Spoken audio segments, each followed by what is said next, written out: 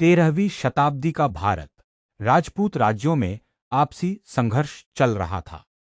तभी मध्य एशिया से आए शासकों ने भारत की राजनीति बदल दी। मोहम्मद गौरी की मृत्यु के बाद उसका सेनापति कुतुबुद्दीन ऐबक दिल्ली की गद्दी पर बैठा और यहीं से शुरू हुई दिल्ली सल्तनत की कहानी। एक कुतुबुद्दीन ऐबक 1206 से 1210।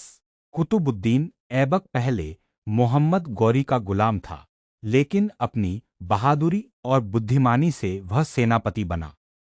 गौरी की मृत्यु के बाद उसने दिल्ली में अपना स्वतंत्र शासन स्थापित किया। उसे लाख बख्श कहा जाता था क्योंकि वह बहुत दान देता था। उसने कुतुब मीनार का निर्माण शुरू करवाया, लेकिन उसका शासन ज्यादा लंबा नहीं चला। पोलो खेलते समय घोड़े से गिरकर उसकी मृत्यु हो गई। इल्तुतमिश का उदय 1211 से 1236। ऐबक के बाद दिल्ली में अस्थिरता फैल गई। तभी इल्तुतमिश सामने आया। वह भी कभी गुलाम था, लेकिन अपनी योग्यता से दिल्ली का सबसे शक्तिशाली सुल्तान बना। उसने दिल्ली को सल्तनत की स्थायी राजधानी बनाया, मंगोल आक्रमणों से भारत को बचाया, प्रशासन को मजबूत किया।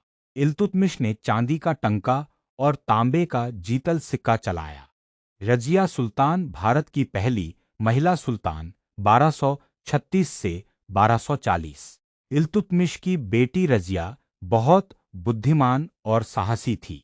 इल्तुतमिश चाहता था कि वही अगली शासक बने। जब रजिया सुल्तान बनी तो कई अमीरों को यह पसंद नहीं आया, क्योंकि उस समय एक महिला का शासन करना असामान्य माना जाता था।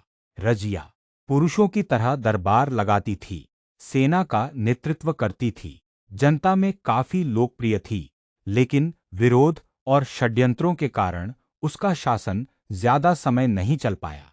बलबन कठोर शासक 1266 से 1287। रजिया के बाद सल्तनत कमजोर होने लगी। तब आया बलबन। बलबन बहुत कठोर और अनुशासन प्रिय शासक था।